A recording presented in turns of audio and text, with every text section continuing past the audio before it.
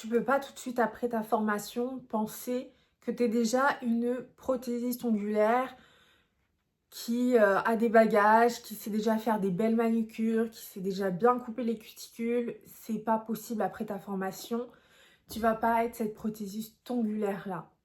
Ça va te prendre du temps, tu vas travailler, mais ça va venir avec le temps. Vraiment, t'en fais pas au début, mais assume vraiment le fait que tu sois encore au début de ton processus. Tu peux pas dès maintenant, après avoir fait ta formation, proclamer que tu es vraiment une prothèse ongulaire qui sait tout faire et faire genre en mettant en plus de ça des photos sur ton profil, des photos qui sont pas les tiennes pour dire que bah, toi tu sais quand même manier le pinceau. Je dis pas ça pour jeter la pierre, hein, mais moi la première c'est ce que j'avais fait. Au tout début j'avais mis des photos qui n'étaient même pas les miennes parce que j'avais honte, je me disais, bah voilà, faut que tout le monde sache que moi je sache bien faire les ongles, etc. Alors que c'était pas du tout le cas. Mais crois-moi, ce premier conseil, c'est vraiment l'un des conseils que j'aurais aimé vraiment qu'on me rabâche à longueur de temps. Parce que c'est pas quelque chose qui doit te complexer. Vraiment, tes prothèses ongulaires débutantes, note-le. Note-le, il n'y a pas de souci. C'est pas grave si tu es débutante. On va pas te demander non plus à un niveau de malade si toi tu viens juste d'arriver en tant que prothésiste ongulaire. Vraiment assume-le, note-le, dis-le à tes premières clients qui vont venir mais que tu viens de commencer. Mets les vraies photos de ton travail honnêtement sur les réseaux. Poste-les, même si c'est pas joli, même si tout le monde autour de toi c'est déjà bien faire les ongles, etc. C'est pas grave. Mets tes photos, mets tout. Faut que les gens sachent qui tu es réellement. Faut pas que les gens s'imaginent quelque chose de toi et puis qu'ils arrivent à la table pour faire leurs ongles et qu'ils se rendent compte sur place qu'en fait t'es pas du tout calé et que tu viens d'arriver et que tes photos sont fake. C'est dans ce cas-là que les gens vont se moquer de toi, te recommanderont pas et ne reviendront pas. Donc voilà pour ce premier conseil de cette vidéo. Vraiment assume, c'est pas grave. Ensuite, donc on enchaîne sur les moyens de paiement de tes clientes. C'est très important que toi tu sois carré là-dessus. Je ne sais pas si tu prends en carte bancaire, je ne sais pas si tu acceptes sa carte bancaire, si tu acceptes le chèque, si tu acceptes l'espèce, mais il faut que ce soit noté sur ton profil ou même que tu le dises à tes clientes avant de venir. C'est très important, il ne faut pas qu'elles le découvrent le jour J et que ben, finalement elles aient prévu leur carte bancaire et pas l'espèce si jamais tu prends que de l'espèce, ou qu'elles aient prévu que de l'espèce alors que toi tu prends que la carte bancaire ou quoi que ce soit. Faut vraiment que tu leur dises là maintenant, si toi tu prends uniquement en espèces, qu'elles viennent uniquement avec de l'espèce, qu'elles prévoient avant le rendez-vous et pas le jour J, finalement qu'en cours de route, elle te pose la question et qu'elle se dise ah bah zut, il faut que je passe à la banque rapidement, quoi que ce soit. Voilà, il faut que tu sois clair également si tu ne prends pas les chèques, il faut dire que tu ne prends pas les chèques. Comme ça, bah, elles prévoient leur règlement, elles prévoient leur carte bancaire, elles laissent les chéquiers pour Carrefour, Auchan, tout ce que tu veux. Mais chez toi, au moins, elles ont leur moyen de paiement qui est OK. Et comme ça, c'est bon, c'est réglé. Et toutes les autres fois, quand elles viendront, bah, elles sauront et il n'y aura pas un espèce de flou. Je vois également beaucoup de prothésistes ongulaires, vu que je suis dans le sujet du règlement, qui n'osent pas à la fin du rendez-vous bah, tout simplement dire la somme due. Elles restent comme ça, elles n'entreprennent pas l'action de dire bah, on en a pour 40 euros, 50 euros, peu importe. Elles n'entreprennent pas cette action-là. Mais sauf que vous êtes entrepreneuse, vous êtes prothésiste ongulaire, c'est vous la chef d'entreprise et c'est à vous d'amener ce sujet sur la table à la fin du rendez-vous.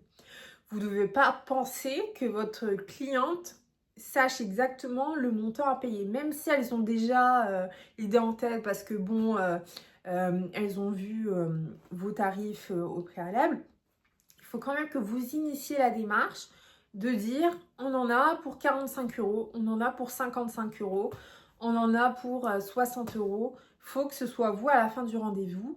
Une fois que ce soit terminé, eh bien on en a pour 45 euros. Et voilà. Il faut que ce soit vous qui initiez cette démarche-là.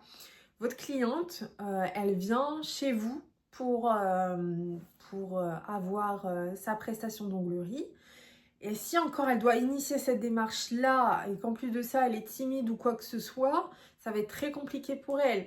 À la fin, elle va se sentir gênée et je pense que finalement, elle pourrait même ne pas revenir chez vous juste pour ça parce qu'elle se sent gênée.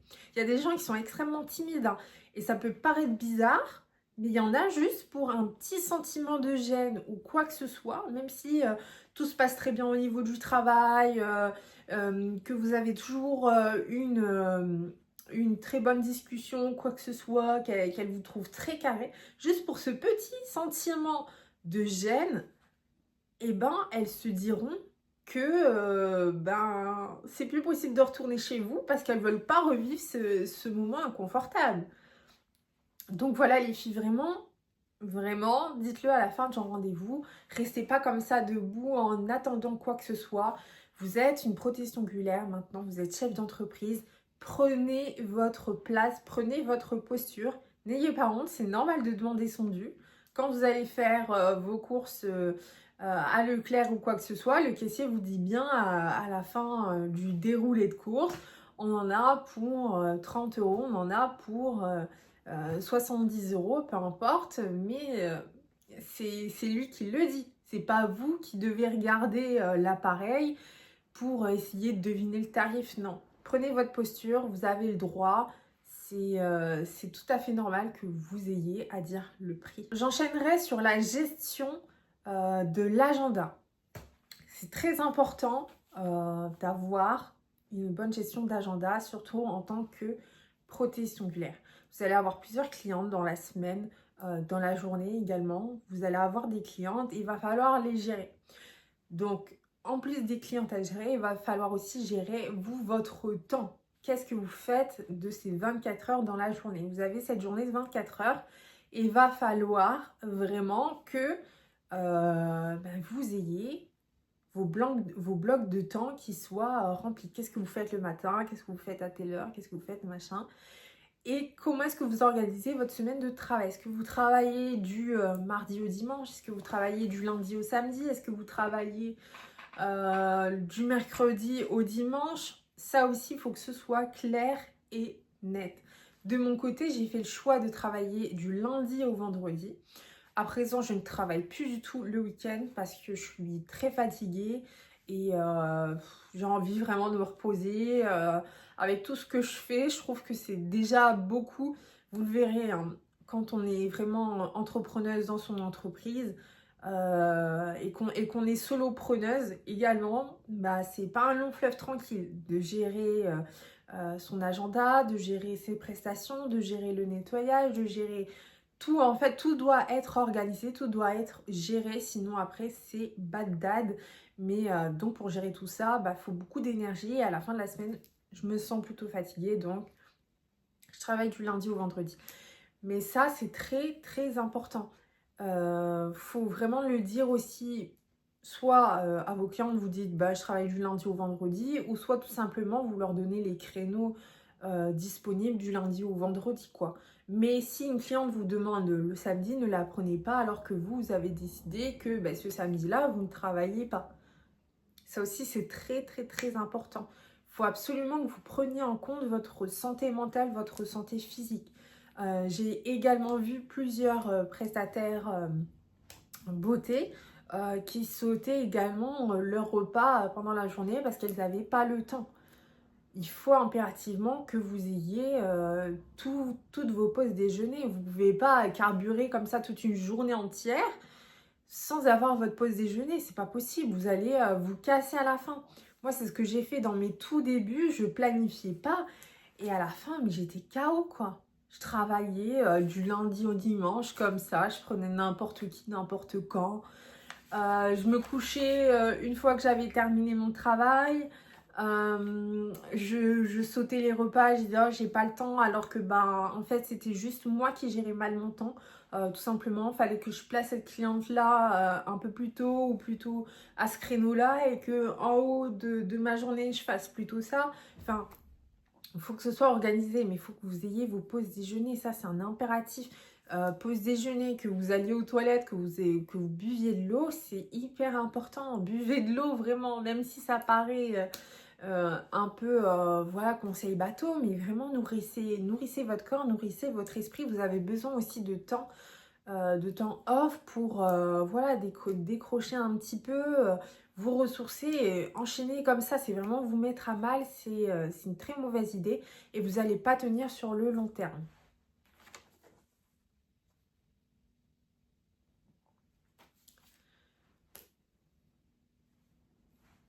Au prochain conseil, je dirais de ne pas laisser comment dire, des effets personnels, trop personnels, à la vue de toutes vos clientes qui viendront chez vous. Quand vous recevez vos clientes, voilà, vous parlez pendant la manucure, elle est assise, elle pose ses mains, mais pendant le rendez-vous, ben, elle regarde un peu tout ce qui se passe chez vous. C'est normal, elle vient pendant tout le temps de la prestation, elle a le temps de relooker votre appartement, votre maison, votre chambre. Donc voilà, ça, gardez-le en tête. On ne sait pas qui sont ces personnes-là qui viennent pour faire leurs ongles. Donc moi, je vous conseille vraiment d'être vigilante par rapport à ça. Bon, après, vous allez me dire, la personne, elle est assise, etc. Mais voilà, c'est des choses qui restent quand même très privées. Par exemple, je ne sais pas si vous avez des photos d'enfants ou quoi que ce soit que vous n'avez pas envie de partager. Moi, par exemple, c'est vraiment ma limite aujourd'hui avec mes clientes. Mes proches, mes relations privées, je ne les partage plus. Pendant un moment, c'est vrai que ben, des fois, je pouvais parler un petit peu de mes relations personnelles, mais aujourd'hui, c'est plus du tout quelque chose qui m'intéresse. Parce que des fois, à certains moments, j'ai des clientes qui ont pu rentrer un peu trop dans mon intimité en posant des questions un peu trop déplacées. Mais ça, c'est quelque chose que je veux plus du tout entendre. Donc là, j'ai vraiment coupé tout ça. Et c'est la raison pour laquelle, en surface chez moi, j'ai pas de photos avec des proches ou quoi que ce soit. C'est pas quelque chose que je veux. Après, quoi d'autre? Ça peut être vraiment des affaires, des objets de certaines valeurs aussi des fois. Vraiment, équipez-vous de certains rangements, placez-les dans un endroit qui ne seront pas à leur vue et gardez-les là. Gardez-les là, après vous les reprendrez plus tard. Mais si c'est des choses qui sont trop personnelles, trop précieuses, qui ont trop de valeur ou quoi que ce soit, faites attention à vos affaires. Je ne sais pas ce qui pourrait se passer ou quoi que ce soit. Hein. Je ne veux pas, comment dire, vous faire peur ou quoi que ce soit. Mais voilà, faites attention à vos objets. Moi, c'est vrai que j'ai peut-être même un peu trop abusé de tout ça. Carrément, chez moi, ça s'est transformé en local tellement que j'ai rien en surface, etc. Mais ça me dérange absolument pas. Moi, j'ai mes affaires de ranger. Et quand j'ai plus besoin de mes affaires... ou quand je suis le week-end que je suis toute seule, ben, je ressors mes affaires, je fais ma vie et voilà, point la ligne. Le conseil aussi euh, vraiment qui doit être imposé, je pense vraiment, je le pense vraiment beaucoup.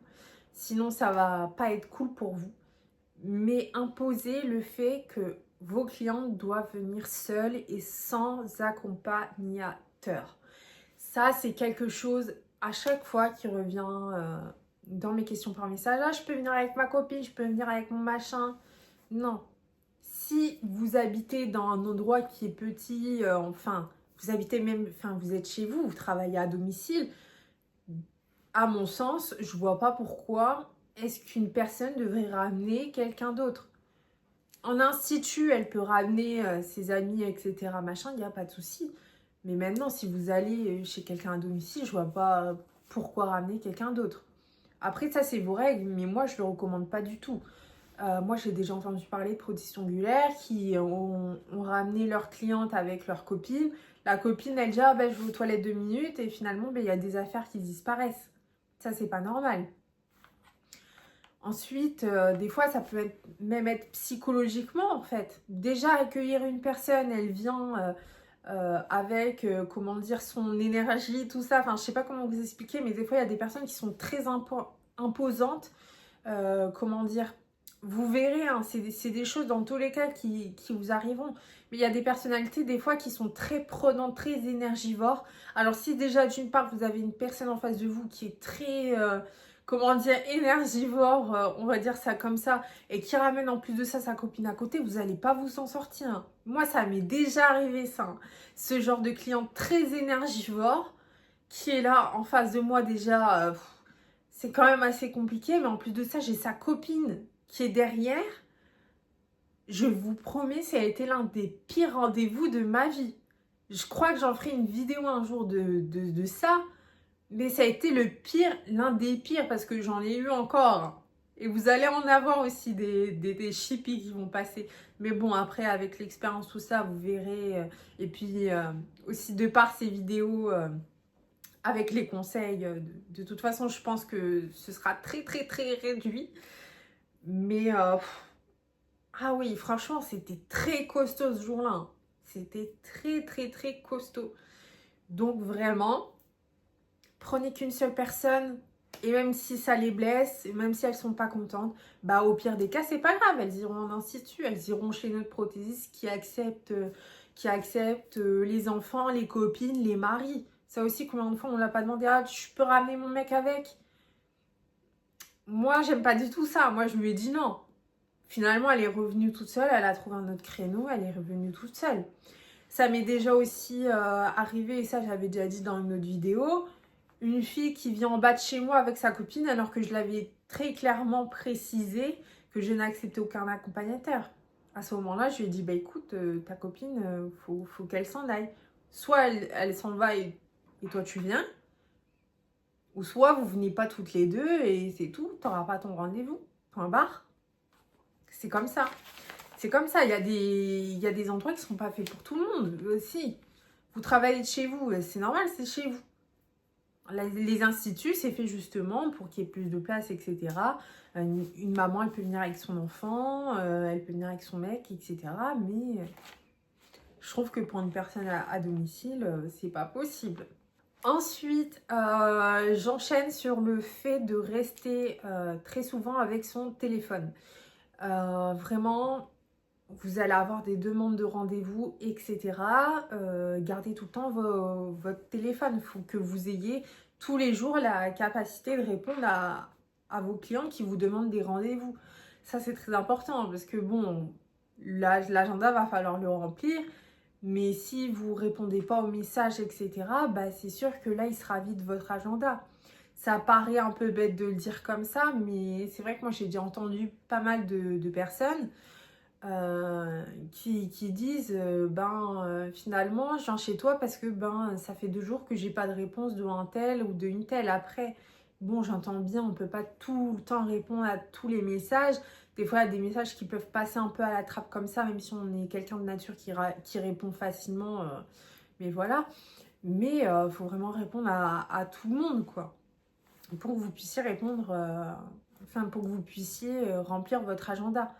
Donc ça, c'est vraiment très important. Pour répondre aux messages, après, tout dépend. Il y en a qui ont un téléphone professionnel avec un numéro.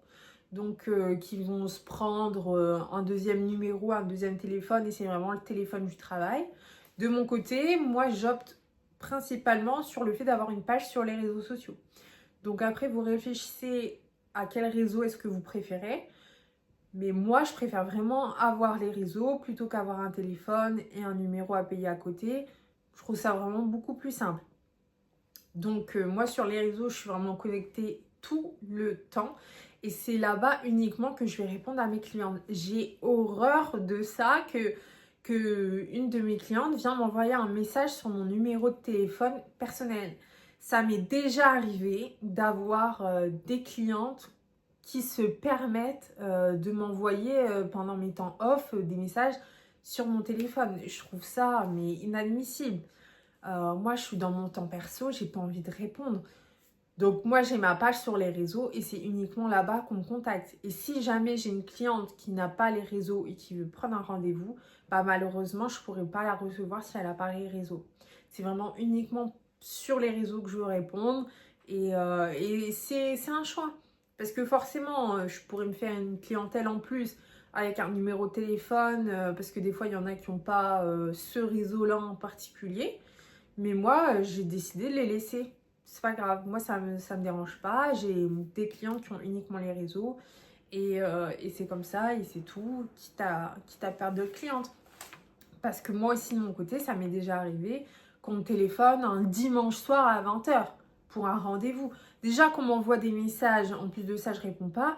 La personne, elle se permet en plus de ça de me téléphoner juste parce que je réponds pas aux messages. Alors que je pourrais très bien répondre le lundi matin. Vraiment, ça m'a pas plu du tout. Donc ouais, même si j'ai un petit message ou quoi que ce soit, je bloque. Mais c'est sur les réseaux sociaux qu'on me contacte.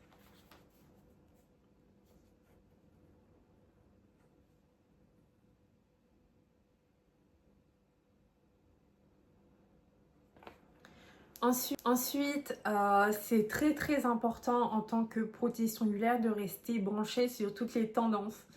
Rester connecté sur les réseaux, c'est ultra important. On est dans un domaine qui évolue à une vitesse mais fulgurante. Il faut que vous ayez connaissance des dernières couleurs à la mode, des derniers bijoux d'ongles à la mode, des dernières tenues de vêtements qui sont à la mode parce que bah forcément si elle s'habille, par exemple en automne on a cette tendance de s'habiller en bordeaux etc. Bah généralement il va avoir les ongles et les tenues qui suivent avec. Enfin, vous voyez, c'est quelque chose qui match ensemble. Restez branchés. Notamment, moi, je kiffe, c'est Pinterest. Je vous le recommande à 100% si vous n'avez pas Pinterest. C'est un peu comme Instagram. Sauf que là, c'est pas une plateforme d'échange. En fait, on va pas avoir de discussion, etc. On va vraiment qu'avoir un feed avec l'accueil, recherche et en même temps, comment dire, une galerie perso pour enregistrer et faire ses looks, etc. avec des tableaux différents. Et ce réseau-là, c'est vraiment super pour rester branché sur tout ce qui se passe en termes de vêtements, en termes de texture, de couleurs. Parce que oui, en fait, tout le temps, quand vous allez devoir renouveler vos collections, il faut également que vos collections soient en cohérence avec les tendances. C'est relou pour une cliente de ne pas pouvoir faire le truc ultra tendance à la mode chez sa prothésiste ongulaire, juste parce qu'elle n'a pas la couleur. Après, c'est des questions de budget, etc. C'est d'autres questions un peu plus techniques qui sont à se poser. Mais c'est dommage pour une cliente de ne pas pouvoir faire le truc ultra tendance à la mode chez sa prothésiste ongulaire. Donc voilà, et aussi pour bien savoir faire son stock, bah forcément il faut rester connecté sur Pinterest, sur toutes ces choses-là. Moi je me fais pas mal de tableaux, je regarde un peu les dernières tendances et puis après c'est assez simple, hein. On rafraîchit le profil et tout de suite t'as les nouveaux trucs qui arrivent. Donc voilà, si là en ce moment c'est la tendance, là c'est Noël. Par exemple, je sais que cette manicure-là, donc vous voyez ici j'ai fait le sucre d'orge, ici j'ai fait le flocon, donc ici là j'ai fait un nail art, donc ici c'est du cat eyes avec un cadeau, ici c'est une French avec du rouge paillette, ici j'ai fait un poussant cat eyes pardon. Enfin vous voyez cette manicure là elle est vraiment en tendance en ce moment sur Pinterest. Donc c'est pas pour rien que je l'ai faite et c'est pas pour rien que j'ai commandé ces couleurs là. Je les avais pas avant. Mais je les ai commandés exprès justement pour cette période de Noël parce que je sais que c'est tendance. On m'en a déjà demandé du cat eyes, on m'a déjà demandé les couleurs en French paillettes comme ça. Les flocons, pareil. Enfin, vous voyez, c'est des choses qui sont ultra tendance.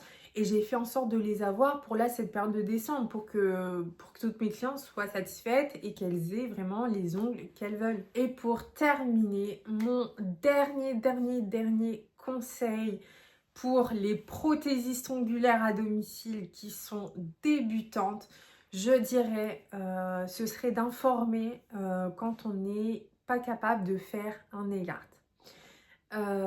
Moi, c'est quelque chose que j'avais vraiment du mal au début, au tout début de mon activité, mais même là encore aujourd'hui, hein, je vous assure, je ne sais pas tout faire. Et ben, c'est super compliqué d'assumer de ne pas savoir faire quelque chose, mais il faut le dire. Moi, j'ai déjà eu des manucures, vous voyez, des gros trucs en 3D, des demandes de certaines clientes. Je n'étais pas dans la capacité de les réaliser en fait. Ou soit je pouvais réaliser, mais ça allait être trop différent peut-être de la manucure qu'elle voulait. Donc j'ai préféré annuler tout de suite, lui dire waouh, je suis archi pas capable de faire ça, va voir une autre prothèse ongulaire. Ou soit je lui disais, bah soit tu viens chez moi, on teste un truc. Enfin, en tout cas, je fais un travail. Mais si c'est pas le copier-coller de la photo, voilà. Mais je préfère vraiment le dire plutôt que après elles se disent waouh, en fait, mais je suis partie chez elle, j'ai payé et en plus de ça, j'ai pas un joli truc. Parce que ça, on en a déjà vu des témoignages avec des filles qui vont chez une prothésiste ongulaire et qu'à la fin, elles sortent avec un truc qui sont complètement différents de la photo du modèle demandé. Et ça, c'est vraiment très très chaud. Donc les filles, faites vraiment, vraiment, vraiment gaffe sur ça. En même temps, vous allez vous enlever un stress en moins. Moi, je vous dis la vérité.